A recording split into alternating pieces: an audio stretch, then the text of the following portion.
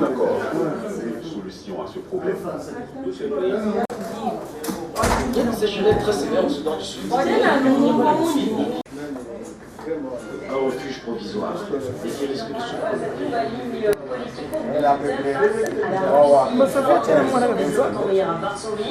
S'inscrit dans une logique de guerre froide en quelque sorte, l'Alliance Atlantique.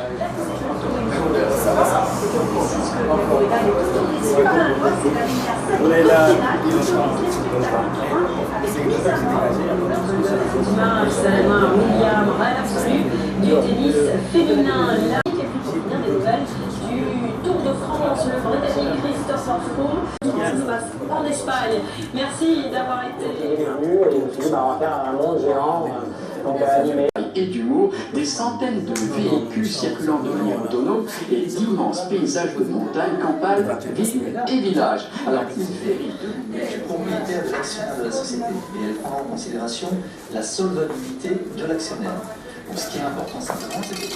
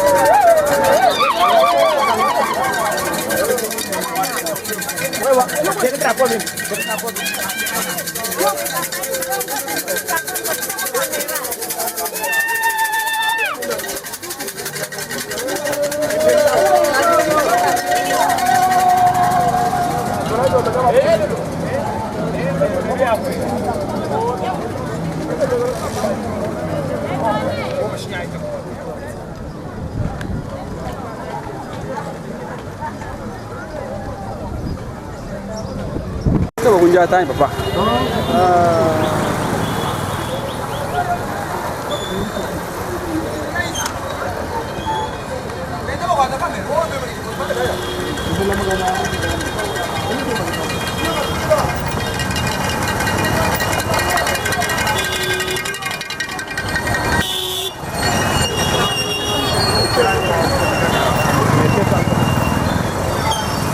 Très bien.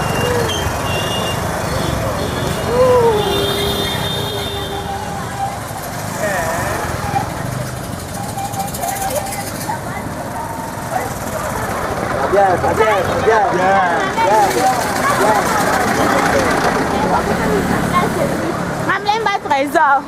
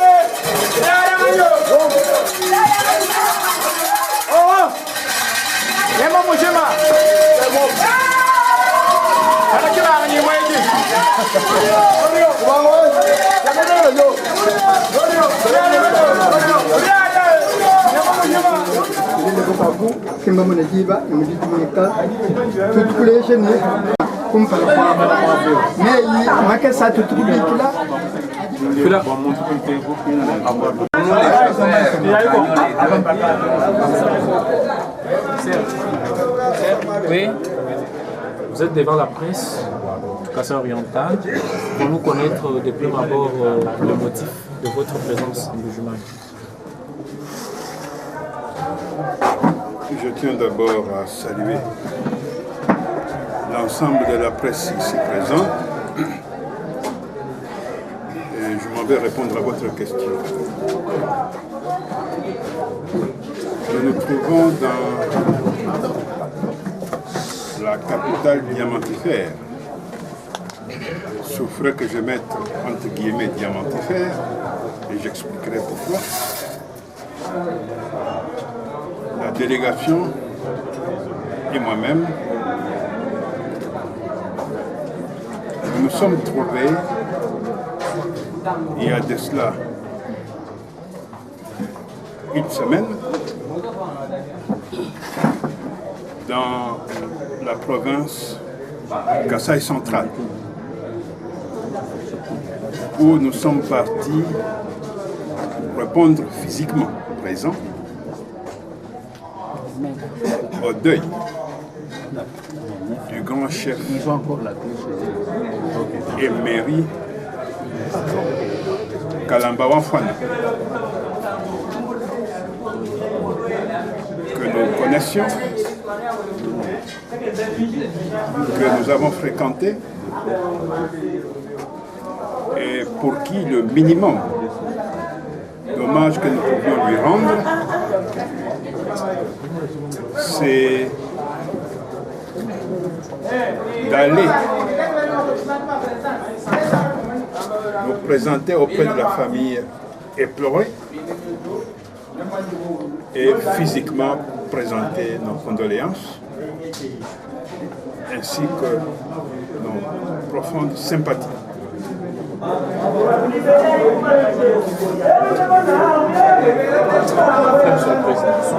Nous avons tenu à présenter physiquement à la famille éplorée du grand chef émérite Kalamba Wamfwana nos sentiments de profonde condoléance ainsi que de sympathie pour leur témoigner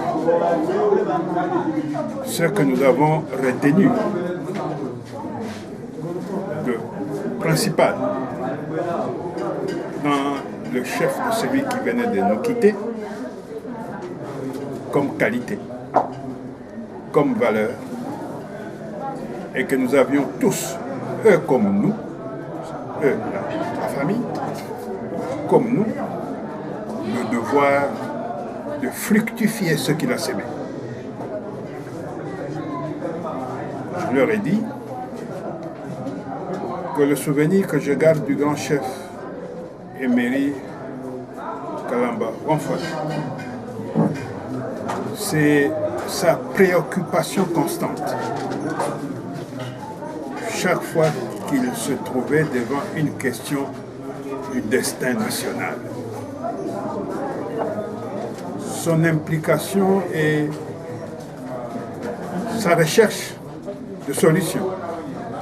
Chaque fois qu'il se trouvait devant une question du destin de la communauté du Grand Kasaï, il se sentait non seulement impliqué, il se sentait concerné.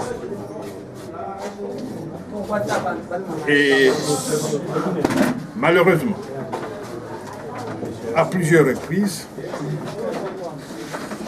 il a déploré l'absence d'un leadership responsable à même d'assurer ce deux destins dans l'intérêt général et de la nation et de la grande communauté du Grand Kasaï. Ainsi donc, j'ai dit à la famille que ce que nous pouvions, elle et nous, faire, c'est tout faire pour perpétuer positivement la mémoire du grand chef, pour que ce qu'il a sémé puisse être un premier pas et que nous et les autres qui nous suivront puissent apporter leur pierre à cet édifice. De cette manière, le grand chef sera physiquement mort, mais spirituellement, porteur de valeurs.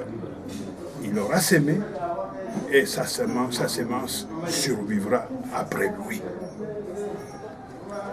Voilà le message que nous avons apporté à la famille éplorée. Et ensuite, nous avons eu à nous entretenir avec la population du Kananga, ainsi qu'avec les militants de notre parti et de notre plateforme. Je dis notre parti, c'est-à-dire le CDPS, Congrès des démocrates pour le progrès social, ainsi que la plateforme COPER, la coalition des patriotes pour la République. Et à ces derniers, nous avons apporté la parole, nous avons apporté le message que tout citoyen doit avoir dans sa nation, à savoir connaître ses devoirs en tant que citoyen. On ne peut pas vivre dans une république et ignorer ses devoirs. 2. Connaître ses droits en tant que citoyen. On ne peut pas vivre dans une république et ignorer ses droits. La loi qui régit les partis politiques impose aux partis politiques d'informer les citoyens et déformer les citoyens à la conscience citoyenne. Donc, nous sommes attachés à remplir cette obligation. 2. La Constitution nous donne le devoir, en tant que parti et en tant que citoyen, de vulgariser la Constitution pour que la population et les citoyens de la République sachent leurs droits, sachent leurs devoirs. Sans faire un coup d'œil, un clin d'œil, n'est-ce pas, à la province du Kasaï oriental, ce que sans doute cela aurait frustré plus un. Voilà pourquoi nous avons tenu à nous rendre ici. Malheureusement, vous aurez constaté qu'une partie de la délégation m'a précédé. Moi-même, j'ai été obligé de rentrer, ne fût-ce que pour 48 heures à Kinshasa, pour aller remplir mes devoirs familiales, parce que je venais de perdre un Tuviela, que je devais d'abord sortir de la mort, enterrer. Je l'ai enterré hier, et je me suis dit, le devoir m'appelle à Mbujimayi. Voilà pourquoi je suis en Mbujimayi, pour saluer la population de Mbujimayi, et ça fait environ 5 ans que nous sommes plus avec elle, et l'écouter, et en même temps transmettre le message du devoir et des droits. Monsieur le Président national de CDPS, votre plateforme est de quel côté? J'explicite la question pour dire que cette année 2016, l'opposition politique semble se réunir avec le récent congrès ou conclave de Genval. Les COPER est dans quelle plateforme? Quelle est la position du CDPS particulièrement, généralement, de COPER face aux deux enjeux, deux problématiques, la tenue des élections dans le délai et la convocation du dialogue? Je pense, monsieur le journaliste, que vous me posez la question. Ce n'est pas nécessairement pour remplir, n'est-ce pas, votre propre religion. Comme il convient à ce que la population qui nous écoute et qui nous suit, qui peut-être ignore cela, puisse être située. Voilà pourquoi vous posez la question. Et je m'en vais y donner la réponse. Le CDPS, lorsque nous avons constitué notre parti, c'est en 2011, nous nous sommes définis, à ce moment-là, il y avait plus de 450 partis politiques sur l'espace politique congolais. Pourquoi n'avons-nous pas embrassé tel ou tel autre parti qui existait? Parce que scrutant l'ensemble de ces partis, nous avons constaté et décelé qu'il manquait une certaine dimension dans la culture politique congolaise et qu'il fallait combler. Laquelle? Nous avons constaté que, la signification du sens de l'intérêt général n'était pas compris de la même manière par l'ensemble des populations et par l'ensemble des partis politiques. Nous nous sommes définis comme des partis politiques qui doivent défendre l'intérêt général. Et nous poussons même plus loin. Si par aventure, il arrivait de constater qu'il y a opposition entre notre propre intérêt personnel en tant qu'individu ou notre intérêt partisan en tant que groupe, et que ces intérêts sont en opposition avec l'intérêt général, nous disons, nous sommes prêts à négliger nos intérêts personnels et nos intérêts partisans pour privilégier l'intérêt général. Mais j'ajoute tout de suite, ce n'est pas d'une manière fortuite, parce que nous avons la conviction qu'en sauvegardant l'intérêt général, notre propre intérêt y est compris. Une observation. Deuxième observation. Nous avons constaté qu'au sein des partis politiques, les gens semblent surtout s'agglutiner autour des personnes, autour des individus. Et quand ils se disputent ou se divisent, c'est autour des personnes et des individus. Nous disons non. Ce n'est pas autour des individus qu'il faut en principe se regrouper. On se regroupe autour des principes et autour des valeurs. Pourquoi? Si on se retrouve nécessairement autour des individus, malgré les valeurs intrinsèques de ces personnalités, de ces individus, nul n'est éternel sur cette terre. Les individus finissent toujours par passer. Le jour où tel individu sur lequel les gens se sont nécessairement agglutinés, vous constaterez que les gens vont commencer à se chamailler, à se tirailler. Pourquoi? Parce qu'il y aura un autre individu qui aimerait prendre la place, à la place de X ou Y. Nous disons dans notre parti et dans notre plateforme, nous privilégions les principes et les valeurs. Les hommes passent, les principes et les valeurs demeurent. Si par aventure celui qui, à un moment donné, occupe la posture, la position d'être dirigeant passe, la nature étant ainsi faite, eh bien, il se trouvera toujours un autre caporal qui va prendre le drapeau et le flambeau, le lever et continuer autour des valeurs qui vont l'encadrer. Et si celui-là essaie de se tromper ou de dérailler, ceux qui l'entourent diront non, attention, ce ne sont pas les valeurs autour desquelles nous sommes retrouvés, voici la ligne de conduite qui correspondent aux valeurs. D'où les valeurs persistent aux individus, les valeurs surplantent les individus et non l'inverse. 3. Nous disons que s'agissant, n'est-ce pas, du parti politique, quel que soit, que nous le voulions ou pas, nous sommes tous appelés à vivre dans la République démocratique du Congo. Et si nous avons à œuvrer ou à réfléchir, n'est-ce pas, le changement, c'est toujours dans la République démocratique du Congo. Personne n'ira le faire dans l'air ou sous la tombe. Donc, dans cet espace-là, nous devons tenir compte de la diversité. Cette diversité est une nécessité sociologique et culturelle, à laquelle, si on ne tient pas compte de cela, l'édification d'un Congo fort, dur, développé et prospère sera impossible. Voilà pourquoi nous disons une seule personne, un seul individu, une seule plateforme, un seul groupement ne peut pas seul, d'une manière démocratique, arriver à accéder démocratiquement au pouvoir, encore moins conserver démocratiquement au pouvoir. D'où la nécessité, l'obligation de mutualiser les efforts, mais mutualiser les efforts autour des individus? Non. Mutualiser les efforts autour des principes et des valeurs.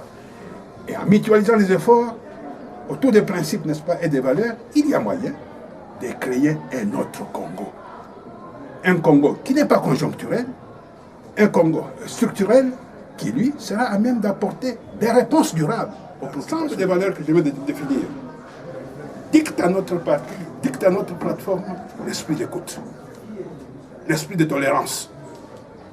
Tolérance ne signifie pas compromission. Vous espérez vous lui donner des préjugés favorables, lui aussi doit avoir la sagesse de vous écouter. Et ensemble, en discutant, c'est, comme on dit, la confrontation des idées, que jaillit la lumière, vous pourrez trouver, n'est-ce pas, des solutions aux problèmes, n'est-ce pas, du pays. Voilà l'ensemble de principes sur lesquels, le socle sur lequel notre parti et notre plateforme évoluent. Si j'ai tenu à donner cette architecture générale, c'est pour que vous puissiez arriver à comprendre que nous ne sommes pas de ceux qui disent, qui prennent tout simplement l'étiquette opposition, la brandir et penser qu'on va nous applaudir parce que nous avons brandi l'étiquette opposition. Non. Nous sommes des gens qui réfléchissent. Pourquoi nous sommes dans l'opposition? Et que faire pour que cette opposition devienne une réalité? Que ce ne soit pas tout simplement une opposition de parole, mais une opposition qui doit nécessairement être confortée aussi par notre comportement et par notre action.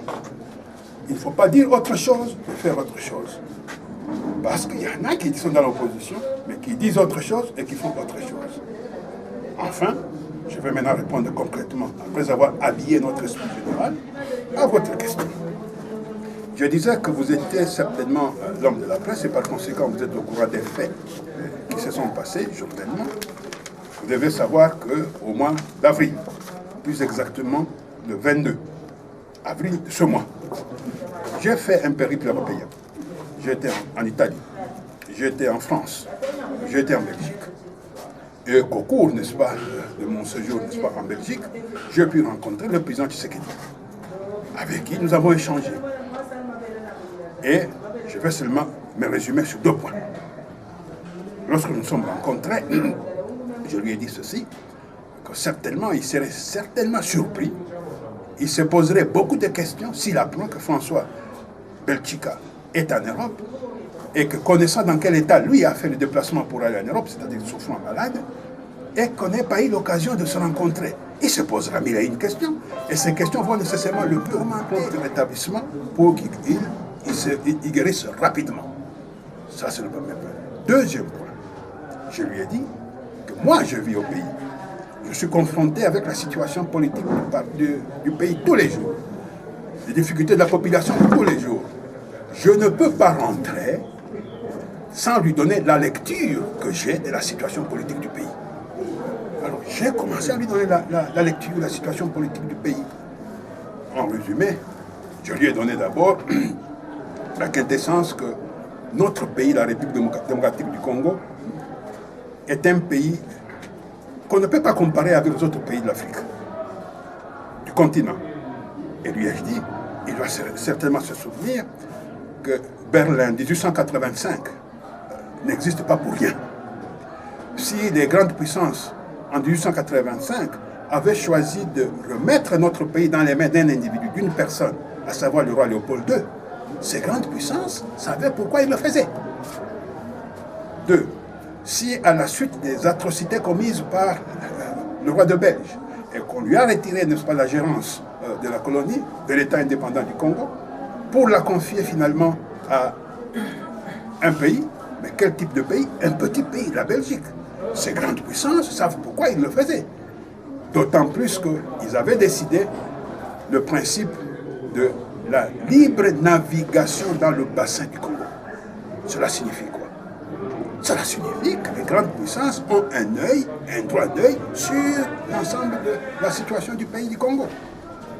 Donc ce n'est pas pour rien que chaque fois que notre pays se trouve devant des difficultés, nous constatons que ces grandes puissances arrivent, interviennent et font en sorte que, même si nous descendons dans un puits que certains diraient sans fond, on essaie de nous relever pour nous y en sortir. En réalité, ils défendent aussi leurs propres intérêts. Donc, et si nous constatons depuis l'indépendance que notre pays s'est retrouvé dans une situation de crise cyclique, et chaque fois que ces crises arrivaient, quel type de crise? Crise de l'illégitimité du pouvoir, crise de l'illégalité du pouvoir. Souvenez-vous qu'en 1996, avec le problème de l'accord de Lusaka, l'accord de paix de Lusaka, qui était à la base. Ce sont ces grandes puissances qui sont intervenues pour faire en sorte que la balkanisation qui pointait à l'horizon ne puisse pas être effective. Quoique certaines de ces puissances souhaitaient qu'il en soit ainsi. Il a sorti des recommandations. Et on s'est réunis à Sun City pendant 2-3 ans. Sun City s'est sorti des recommandations qui nous ont amenés à la transition. 1+4. Et 1+4, tirant les leçons des recommandations de Sun City, a fait quoi? A réfléchi pour dire comment peut-on finalement mettre fin dans la République démocratique du Congo au principe de l'illégitimité, finalement, à la fameuse constitution de 18 février 2006. Et cette constitution, c'est le creuset, l'ensemble de leçons que notre pays a tiré de toutes ces crises cycliques. Ayant fait une diagnostic qu'il faut, ayant compris ayant fait ce diagnostic, il faut tel remède pour qu'on ne puisse plus revenir, n'est-ce pas, à ce genre de crise. Voilà pourquoi il y a des dispositions verrouillées dans notre Constitution pour nous dire plus jamais ça. Si nous ne voulons que dorénavant nous puissions faire un processus démocratique fiable, ne faisons plus, nous devons seulement respecter la Constitution, la lettre et l'esprit, n'est-ce pas, de la Constitution. Et enfin, je lui ai dit que notre propre lecture, après avoir brossé cette architecture générale, c'est que nous constatons que depuis 2011, le pouvoir en place fait tout pour se pérenniser et rester au pouvoir. Et nous avons fait la démonstration en disant, par exemple, depuis 2011, le pouvoir sait que la Constitution, qui est la loi fondamentale, dispose que le mandat du président de la République est de 5 ans, renouvelable une fois.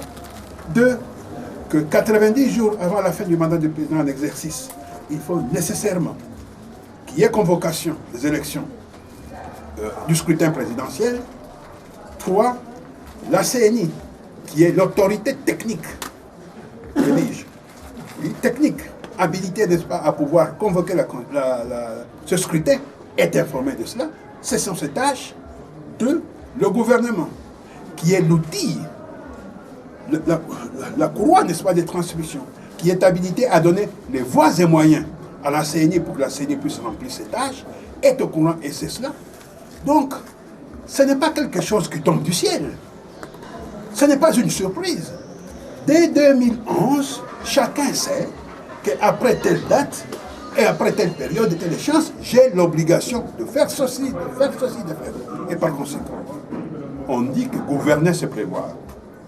Lorsqu'on dit que gouverner, c'est prévoir, cela veut dire que le pouvoir, le gouvernement, devait nécessairement, dans sa loi financière, qui est votée chaque année, prévoir une cagnotte, une somme, pour qu'en 2016, ou à l'approche de 2016, la CNI puisse disposer de moyens suffisants lui permettant de pouvoir remplir ses tâches. Est-ce que cela a été fait? J'ai dit au président, nous avons la lecture, ça n'a pas été fait. S'il y a quelqu'un qui peut nous contredire, qu'il nous le dise. Et pourtant, nous savons que chaque année, la loi financière prévoit au budget de l'État environ 200 millions pour le problème, n'est-ce pas, des élections. Où passe cet argent? 2. Nous savons aussi que la loi financière impose, au niveau de tel poste, le budget n'est pas dépassé. Au niveau de tel poste, le budget n'est pas dépassé. Mais curieusement, nous constatons que ce sont des postes politiques qui sont en dépassement 2-3 fois, à savoir la primature, à savoir la présidence, à savoir le Parlement. Par contre, on constate qu'au niveau de poste électoral, les choses ne suivent pas. Tout cela nous montre que c'est d'une manière planifiée que le pouvoir en place a essayé de faire cela pour que demain, ils puissent présenter à la population et présenter au monde que nous n'avons pas d'argent et par conséquent, nous sommes dans l'impossibilité de pouvoir tenir les élections. Nous disons non. Nul ne peut se prévaloir de ses propres turpitudes. Dans ce cas-là, nous disons, le président de la République, qui a prêté serment, de respecter la Constitution lui-même. 2. De faire respecter la Constitution. C'est l'alinéa 2. 3. Il est le garant du bon fonctionnement des institutions de la République. Qui dit bon garant du respect du bon fonctionnement des institutions de la République signifie quoi? Cela signifie que c'est lui qui veille à chaque institution, que chaque institution puisse remplir son rôle. Et qui peut, à un moment donné, rappeler à chaque institution, attention, il y a telle disposition constitutionnelle qui doit être respectée, ou l'échéance va arriver, veillez à ce que ceci puisse être accompli, afin que telle institution puisse aussi remplir son rôle. Question, et je dis au président de Tshisekedi, à sa connaissance, combien de fois le président de la République a appelé le gouvernement à respecter cette disposition, a interpellé le gouvernement? Si oui, quand? Deuxièmement, combien de fois? À notre connaissance, nous savons que 0 fois. Devant une telle situation, nous disons qu'on a planifié cela parce qu'on savait très bien ce qu'on devait faire, mais on refuse de le faire pour présenter cela demain comme étant des raisons valables.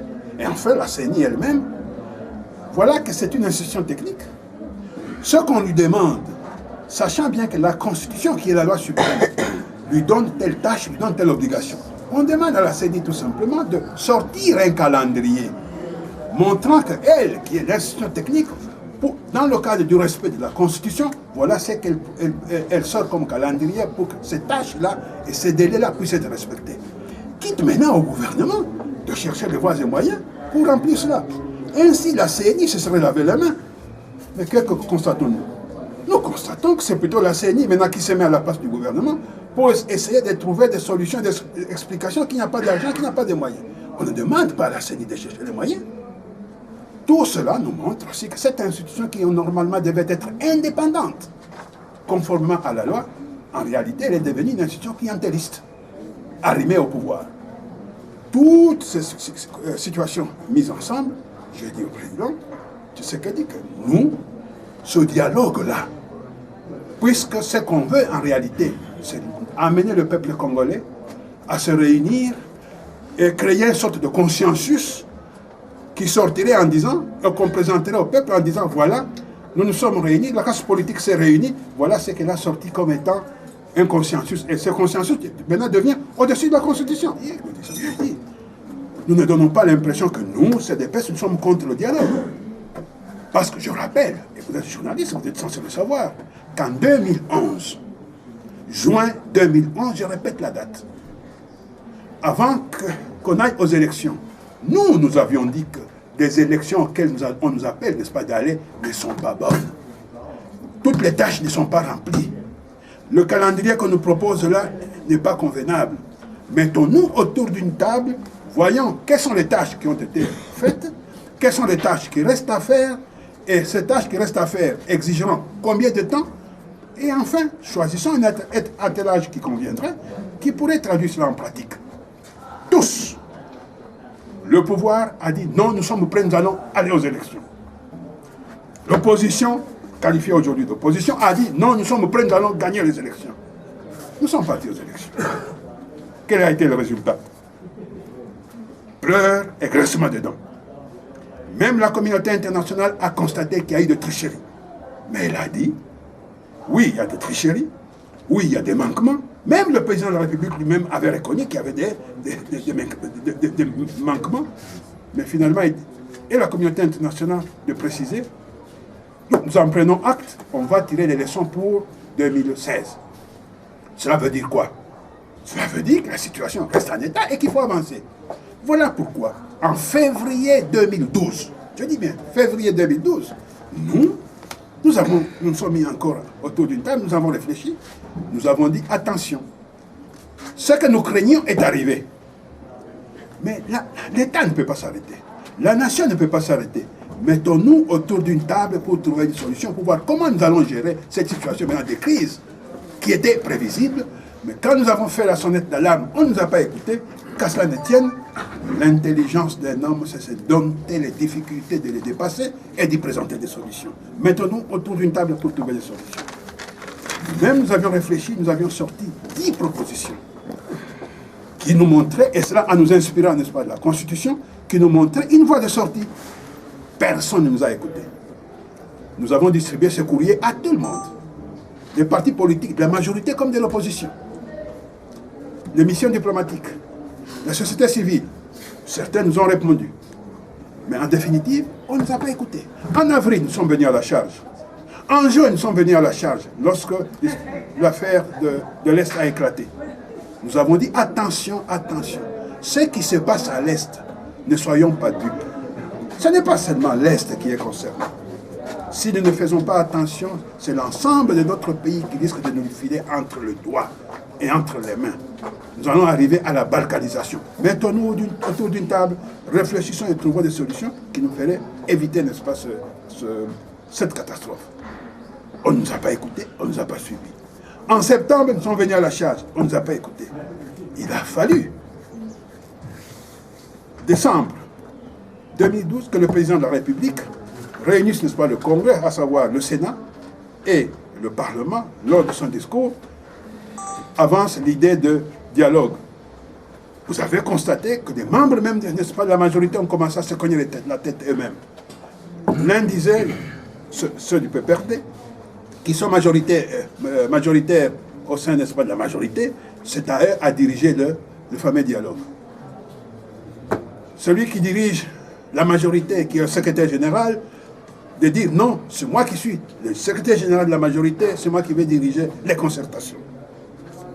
Nous leur avons dit, attention, ce n'est pas une question de sémantique pour savoir comment appeler. Ce n'est pas l'appellation qui compte, c'est le contenu. Nous, ayant réfléchi, n'est-ce pas, à la situation, le cahier de charges ayant déjà été élaboré, projet de l'ordre du jour en 5 points, il a été, n'est-ce pas, épiloché, nous nous sommes dit, vous ne pouvez pas dialoguer sans vous concerter, vous ne pouvez pas vous concerter sans dialoguer.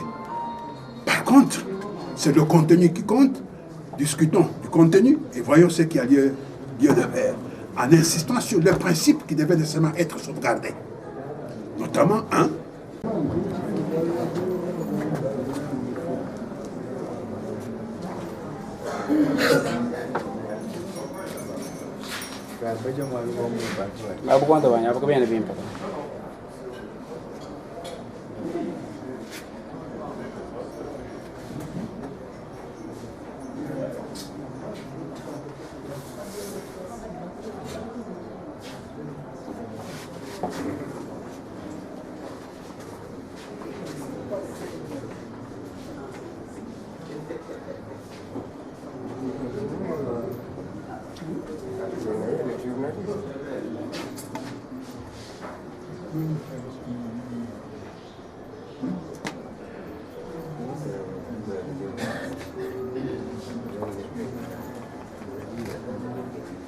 Tem lá mesmo.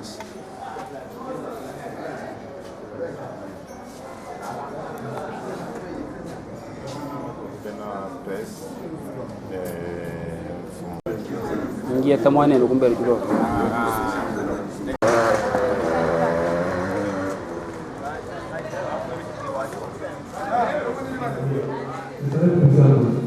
Et pour la présentation de la rencontre aujourd'hui, j'aimerais que tout le monde puisse entonner cette hymne nationale avec le cœur.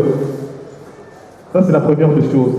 La deuxième des choses, après l'hymne national, nous allons procéder à la présentation des différentes personnes qui vont occuper toute cette table-là. Certainement que vous connaissez pas.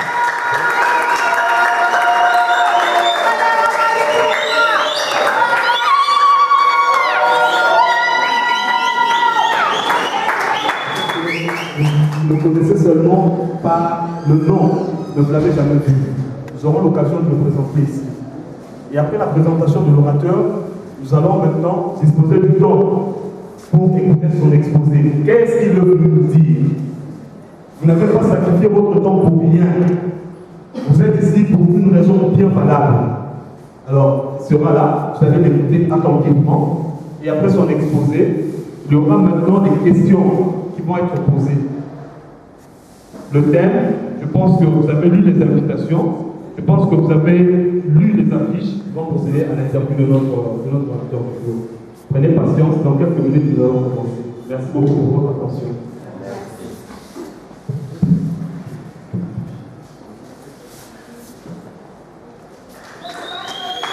Monsieur le Président, nous vous demandons de vous mettre en place.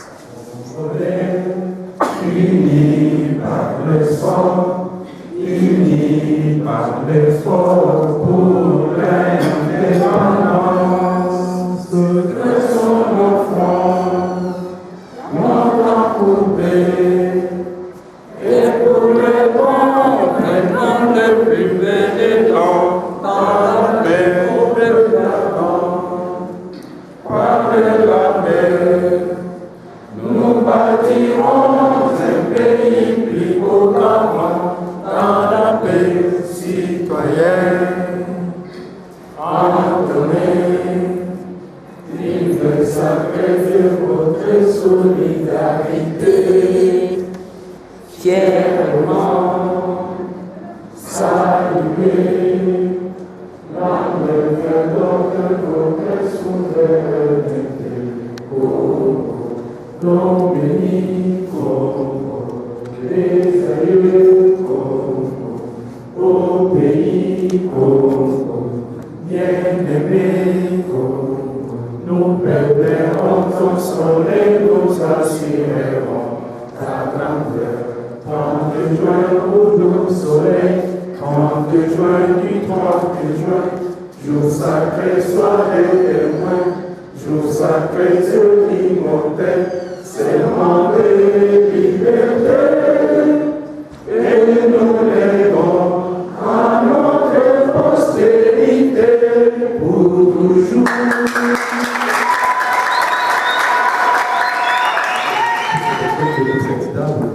Et pour cette présentation-là, nous allons l'orateur et à la présentation de certains membres de l'occupation quotidienne. Au nom de tous les membres de notre parti politique et au mien propre, nous vous souhaitons Bata Obama Moïweno. Ban Chanson Moyo et Nord. Moï Kabidi. Tu vois ce qu'il dit là?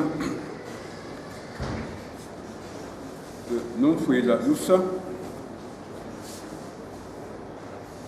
Même à Koukeba, moi, convoyage. Mouyou qui est toilette. Mais quand on a un voyage, peut-être que tu as un habit pour mon gagné. Nous faisons la ça, bimpa, moi, kula, mon français, ou même à Koujikula, ou takwa boire. Nous disons tabac. Mesdames et messieurs,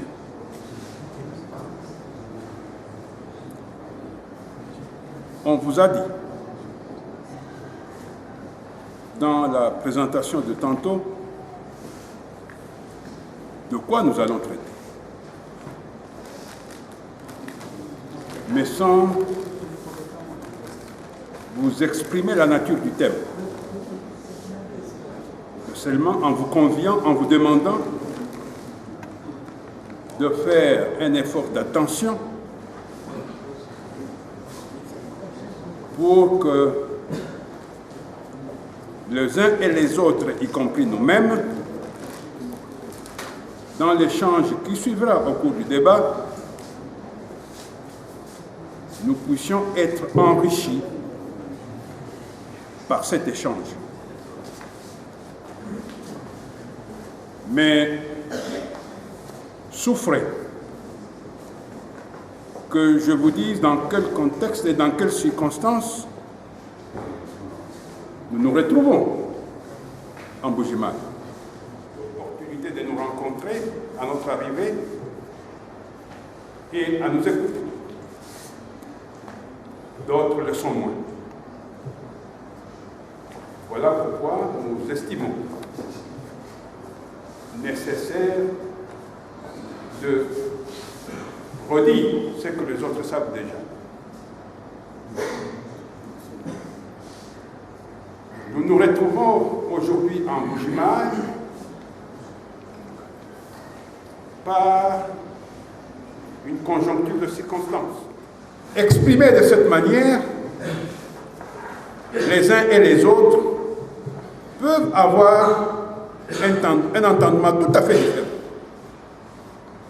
Mais pour que nous puissions avoir entre nous au cours de l'échange qui suivra la même compréhension, le même entendement, nous nous sommes efforcés de définir, d'expliciter les termes que comporte cette définition ou cette présentation du thème, et que nous avons séquencé, que nous avons divisé en thèmes,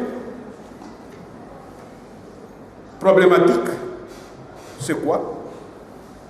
En élection, c'est quoi? Enjeu, c'est quoi? Perspective, c'est quoi?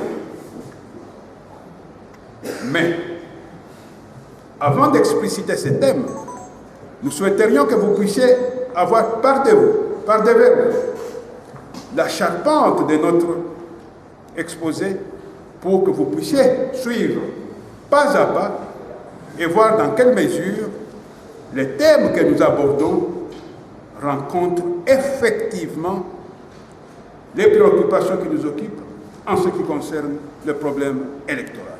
Les aspects suivants qui vont nous fournir un certain éclairage sur les questions que nous débattons. 1. Nous allons expliciter les termes et concepts contenus dans le thème du jour. Nous allons expliciter le contexte général. Quoi? Nous allons parler de l'organisation et exercice du pouvoir en République démocratique, comme telle que la loi fondamentale l'arrange et l'organise. Nous allons parler des institutions d'appui à la démocratie. Nous allons parler des problèmes et difficultés généralement avancés dans l'organisation des élections en 2016, ainsi de quelques résolutions du Conseil de sécurité de l'ONU, et enfin de quelques préalables à la tenue des élections en 2016. Nous allons parler de pistes de solutions et nous terminerons par la conclusion. Voilà la charpente de notre exposé. 1. Explicitation des termes et concepts. Qu'est-ce que nous entendons par problématique? Cela risque de paraître comme étant un jargon rébarbatif, scientifique. Qu'est-ce que nous entendons par problématique?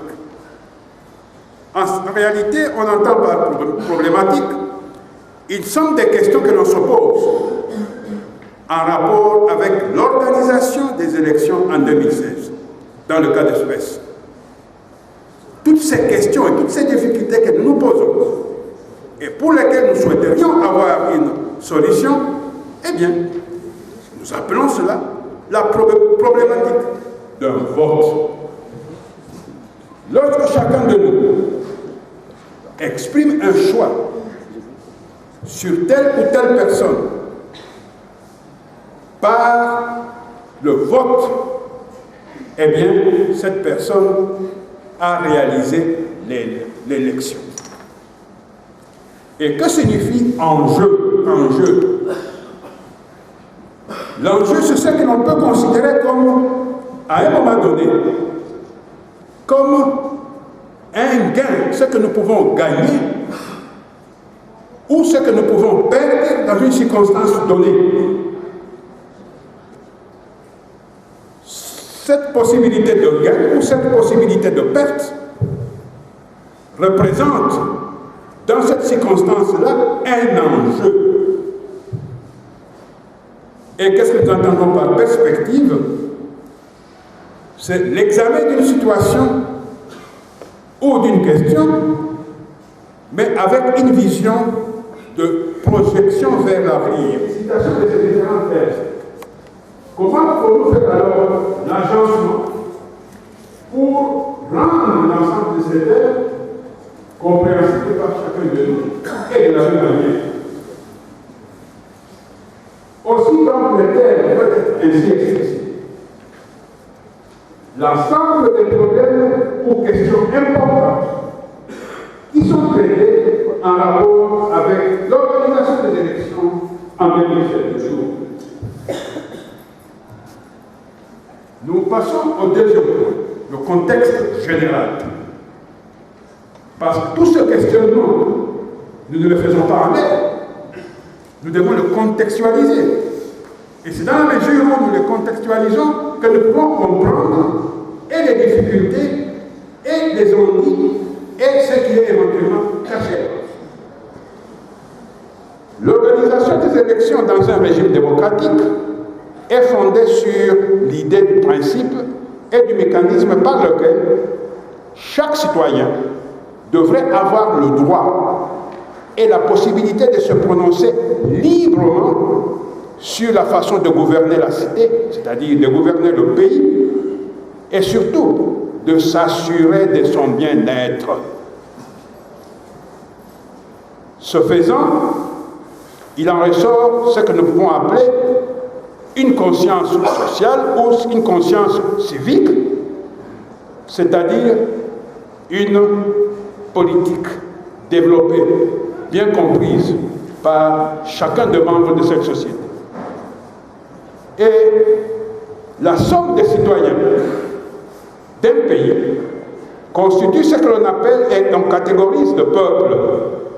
C'est l'ensemble des citoyens d'un pays, lorsque nous les mettons ensemble, cette sommation, cet ensemble est appelé peuple. Et lorsque tout peuple s'exprime librement par un vote dans le choix de ses dirigeants, il se passe un phénomène. Lequel? Eh bien, par ce phénomène, il se crée, et par ce geste, il se crée ce que l'on appelle des rapports de légitimation des dirigeants, qui entraînent, donc ces rapports, qui entraînent et consolident à leur tour les relations de confiance entre le peuple et les dirigeants. Et cela sous forme de ce qu'on peut appeler contrat social. Et ce qui en résulte et qui peut être attendu lorsque les dirigeants arrivent à accomplir les engagements qu'ils ont promis au peuple, eh bien, il se crée de soi un climat de paix, un climat de justice dans la cité. Et comparons maintenant de notre pays. Qu'est-ce que nous observons? Nous constatons que l'histoire de notre pays, depuis l'indépendance, nous montre justement que ce sont ces relations de légitimation, ces relations de confiance entre le peuple et les dirigeants qui souvent ont fait des fautes et que nous cherchons même aujourd'hui à travers la tenue des élections que nous voulons établir. Le pouvoir ayant été longtemps confisqué par une culture de l'arbitraire et des pratiques dictatoriales. En effet, en 1996, notre pays, nous le savons tous, a vécu une situation de guerre cyclique qui a menacé l'intégrité du territoire et son unité. Le pays a été au seuil de la balkanisation. Le pays était écartelé entre trois armées, avec à la tête de chacune un seigneur de guerre qui revendiquait une fraction du territoire national. Et chaque seigneur de guerre était soutenu par des pays étrangers qui exploitaient abusivement les richesses nationales, écumaient le pays, et cela avec la complicité des chefs de guerre nationaux. Cependant, l'implication de la communauté internationale avec l'accord de paix et de cessez-le-feu de Lusaka décide, entre autres, l'organisation et la tenue des négociations politiques intercongolaises. C'est le fameux dialogue intercongolais de Sun City. Et c'est là pourquoi. C'était pour mettre fin au processus de l'illégalité et de l'illégitimité des institutions et de leurs animateurs. Le régime de transition venu de l'accord de Sun City avait en condition celle d'élaborer et de soumettre au référendum un projet de constitution traduisant cette option. La constitution en vigueur, cette constitution en vigueur, date du 18 février 2006, telle que modifiée par la loi numéro 02 du 20 juillet 2011, portant modification de certains articles de la Constitution, et donc, cette Constitution, une réponse des leçons tirées des manquements constatés dans l'organisation et le fonctionnement démocratique des institutions dans un état de droit. Des options fondamentales, notamment l'organisation et l'exercice du pouvoir en République démocratique du Congo. Dès l'abord de l'examen de la problématique, au regard des options fondamentales et de leur pouvoir consigné dans la Constitution, comme je venais de le démontrer, qu'est-ce que nous constatons? Nous constatons qu'il apparaît que négliger ou banaliser ces dispositions fondamentales, c'est lézarder la fondation de notre architecture du processus démocratique, comme capitaliser. C'est revenir à la case de part de l'arbitraire et de la posture des pratiques dictatoriales qui sapent la confiance entre le peuple et ses dirigeants et replongent le pays dans le cycle des crises permanentes et compromettent la paix et la stabilité des institutions démocratiques. Chers frères, chères sœurs, tel est l'enjeu en perspective si l'on n'y prend pas garde. 3. Organisation et exercice du pouvoir en République démocratique du Congo. La Constitution du 18 février 2006 distingue 4 institutions dans la République, qui sont le président de la République, le Parlement, le gouvernement, les cours et tribunaux. Article 68 de la Constitution. Le président de la République et le gouvernement relèvent du pouvoir exécutif. Le Parlement, qui comprend l'Assemblée nationale et le Sénat, relève du pouvoir législatif. Et les cours et tribunaux relèvent du pouvoir judiciaire. Article 145 de la Constitution. Voilà les qualités de fonctionnement d'un État de droit.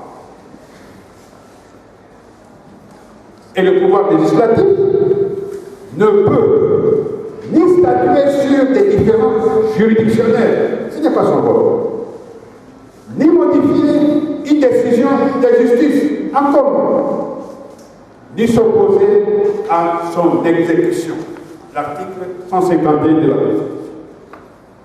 C'est ce qu'on appelle en droit la séparation de pouvoir, fondement du fonctionnement d'un État de droit. Mode d'accession au pouvoir et durée de mandat. Le président de la République, chef de l'État, il est élu au suffrage universel direct pour un mandat de 5 ans, renouvelable une seule fois, article 70 de la Constitution. À la fin de son mandat, il reste président de la République en fonction jusqu'à l'installation du nouveau président élu. Mais attention, le scrutin présidentiel est convoqué par la Commission électorale nationale indépendante, CENI, 90 jours avant l'expiration du mandat du président en exercice. Article 73 de la Constitution. Voilà comment la Constitution organise le fonctionnement et le processus et d'accéder au pouvoir, et de fonctionner, et d'en sortir en ce qui concerne la présidence. Son mandat commence à la validation des pouvoirs de l'Assemblée nationale et expire à l'installation de la nouvelle Assemblée. Pourtant, pour les députés provinciaux. Mesdames et messieurs, chers frères et sœurs, il faut bien savoir que seul, nous le précisons, le scrutin présidentiel, la Constitution fixe le délai et sa convocation. Article 73. Donc, cette élection présidentielle est donc une obligation constitutionnelle fondamentale.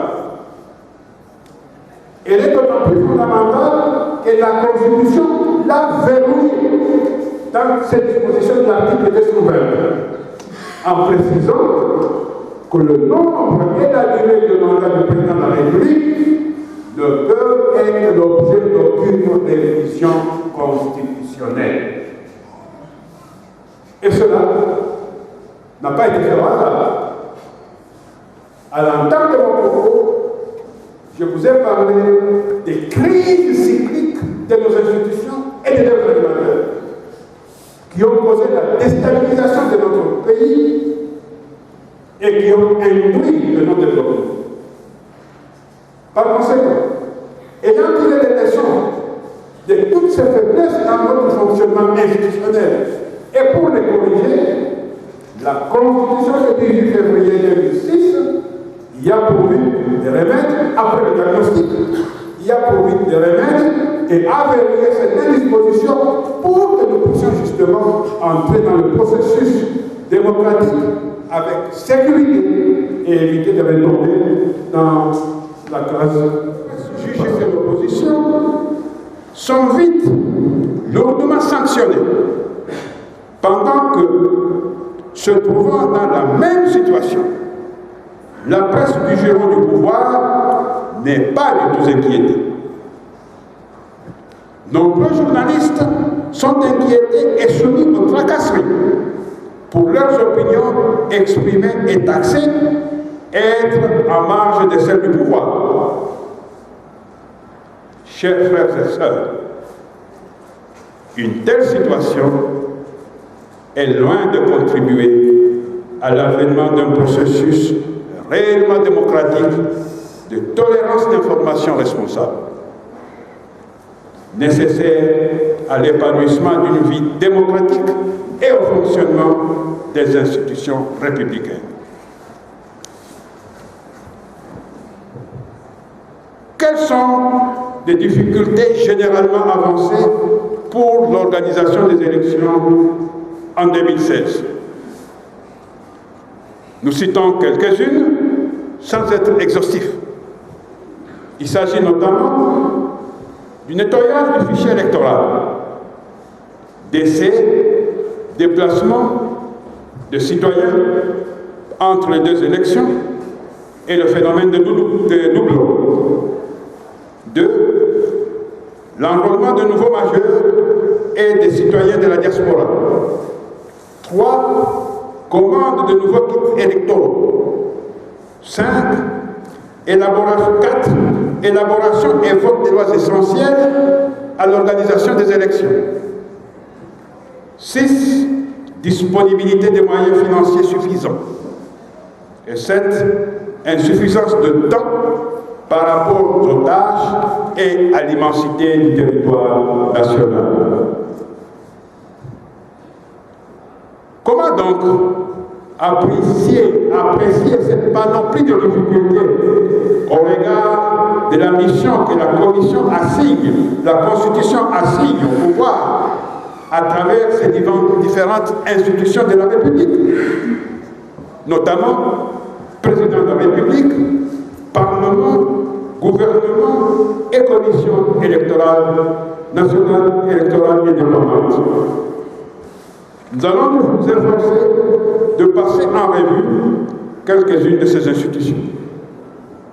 Pour l'institution président de la République, le président de la République est appelé à veiller au respect de la Constitution et à assurer par son arbitrage le fonctionnement régulier du pouvoir et des institutions. Article 69 de la Constitution. Dans le cas d'espèce, qu'est-ce qu'on attend du président? On attend du président qu'il rappelle, pendant qu'il est encore temps, au gouvernement de mettre à la disposition de la CNI les moyens nécessaires à l'accomplissement de sa mission dans le respect de la Constitution. Le président de la République n'a-t-il pas par ailleurs prêté serment de respecter lui-même la Constitution et de faire respecter la Constitution par d'autres? Article 74 de la Constitution. Depuis 2011, date des dernières élections, nous vous posons la question. Et si nous nous trompons, faites-nous remarquer que nous nous sommes trompés. Chers frères, chères sœurs, depuis 2011, date des dernières élections, par rapport à ce que nous venons de lire, consigné comme tâche assignée au président de la République, nous voudrions savoir quand et combien de fois le président de la République a-t-il joué ce rôle d'arbitrage pour rappeler au gouvernement afin de pourvoir à la CNI les moyens à la hauteur de ses tâches et calendrier respectueux de la Constitution. À notre connaissance, pas une seule fois. Et si nous nous trompons, qu'on nous le montre. Pour l'institution Parlement, en sa qualité d'autorité budgétaire, l'édition annuelle des comptes, l'affectation de la quotité retenue en dépenses à titre des tâches en rapport avec l'organisation des élections prévues par la CENI. Au lieu d'attendre la dernière année pour se réveiller brusquement et se trouver planté, ou plutôt alléguer se trouver planté devant une montagne de problèmes sans prévision de solution. Où seraient donc passés les 200 millions inscrits annuellement au poste, chaque année, au poste des élections? S'agissant de vote des lois essentielles pour l'organisation des élections, le pouvoir est majoritaire au Parlement. Si le pouvoir le voulait, et s'il était réellement habilité d'une volonté politique en phase avec l'intérêt général de la nation, en ce qui concerne le processus démocratique, eh bien, le pouvoir, qui est majoritaire au Parlement, pouvait élaborer et faire adopter toutes les lois essentielles sans attendre le dernier moment. Et pour être en but avec les contraintes du temps que certains semblent évoquer aujourd'hui, nous n'avons pas assez de temps, voici des tâches qui devaient être accomplies. Gouverner, chers frères et sœurs, n'est-il pas prévoir bien un adage? Pourquoi le gouvernement n'a rien prévu comme moyen pouvant permettre à la CENI de remplir sa mission et ses tâches à temps en rapport avec l'organisation des élections? Alors que l'échéance des élections 2016 n'est pas une surprise. C'est une exigence constitutionnelle dont la durée est bien connue et dont la date de la convocation du scrutin présidentiel est fixée dans la Constitution. Qu'après le dernier jour, avant la fin du mandat du président en exercice, le scrutin présidentiel doit être convoqué. En d'autres termes, le 20 septembre, le scrutin présidentiel devait être convoqué. Pour l'institution CENI, pourquoi, au regard de la situation sur le terrain et de l'exigence constitutionnelle, la CENI ne s'est-elle pas principalement attelée et en priorité à l'organisation de l'élection présidentielle dont la date butoir est fixée dans la Constitution, je venais de le dire, 90 jours avant la fin du mandat du président en exercice? Pour l'institution Cour constitutionnelle, l'arrêt de la Cour constitutionnelle en réponse à la requête en interprétation de l'article 70, alinéa 2 de la Constitution, introduite par un groupe de députés de la majorité présidentielle, cet arrêt suscite beaucoup d'émoi qui ne rassure et n'apaise. Cet arrêt contribue à élargir et à approfondir la méfiance entre les acteurs politiques et entre le pouvoir et le peuple. En effet, que nous nous comprenions bien,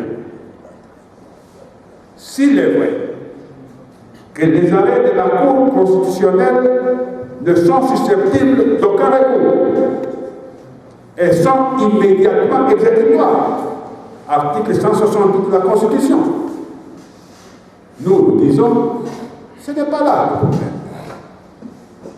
Le problème ne se situe pas à ce niveau. Le débat est ailleurs. En effet, il convient de noter que l'arrêt de la Cour vient plutôt d'aggraver la problématique de l'organisation des élections présidentielles en 2016, dans la mesure où l'interprétation laxiste de certains qui, jusqu'à présent, ont multiplié les signaux et les attitudes de laisser aller et de laisser faire, frisant le mépris du respect de la Constitution dans ses aspects fondamentaux en rapport avec l'organisation des élections. Eh bien, cette interprétation laxiste encourage ces messieurs-là à dormir profondément sur leur oreiller et à ne pas se dépêcher pour organiser les élections de la communauté internationale. Voici les objectifs de l'accord. Mais à l'issue de ces objectifs de l'accord, ces différents partenaires ont pris des engagements respectifs. 3 types d'engagements. Premier engagement pour le gouvernement de la République démocratique du Congo. 1. Engagement d'approfondir la réforme de la sécurité au niveau de l'armée et de la police. Deuxième engagement. Consolider l'autorité de l'État, particulièrement à l'est de la République démocratique du Congo. Troisième engagement. Progresser dans la décentralisation. Quatrième engagement.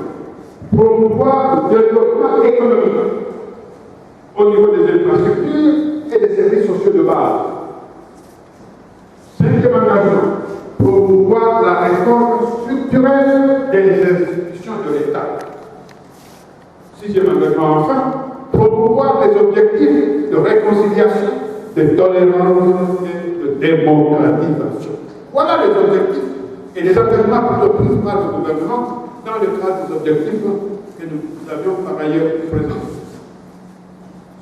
Deuxième type d'objectif pour la région. 1. S'abstenir de s'ingérer dans les affaires intérieures des États voisins. 2. De ne pas fournir un soutien quelconque aux groupes armés. 3. Respecter la souveraineté et l'intégrité des territoires des États voisins. 4. Renforcer la coopération régionale entre ces différentes entités et la coopération judiciaire dans la région. Voilà en ce qui concerne l'engagement des pays qui se trouvent dans la région des Grands Lacs et ceux dans le cadre de l'accord d'Addis Abeba.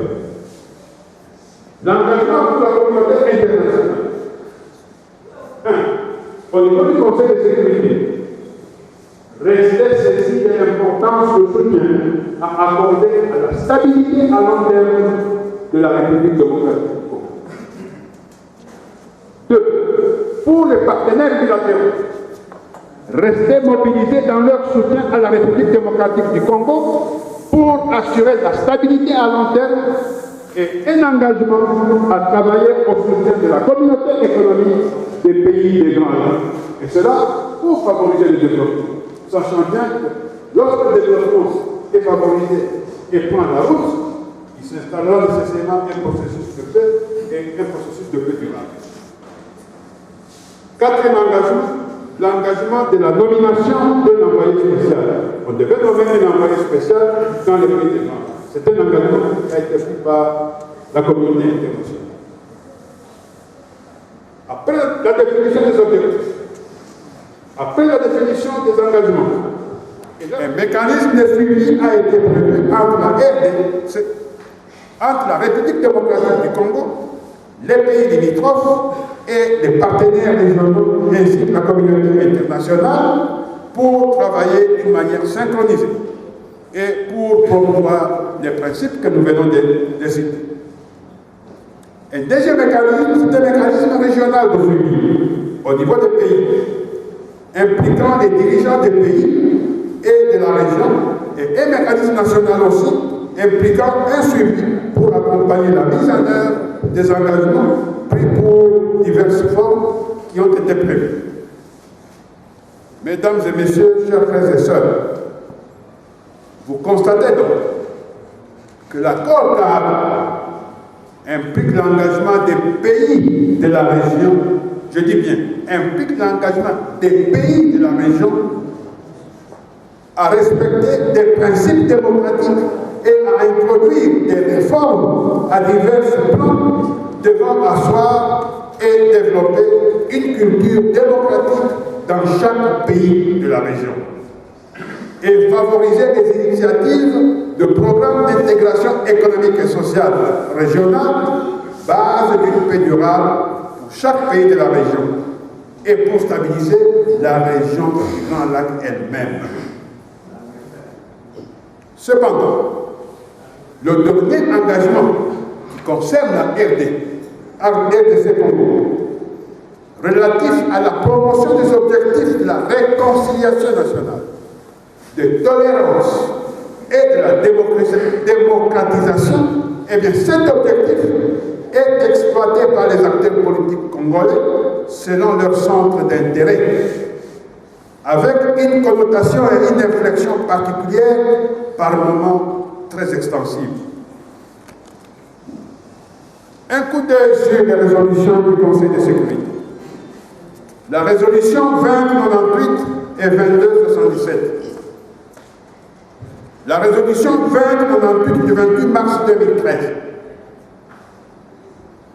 Cette résolution a été prise par le Conseil de sécurité de l'ONU pour appuyer et soutenir l'accord cadre d'Addis Abeba dont nous venons de donner, et les objectifs, et les engagements, et les mécanismes de suivi.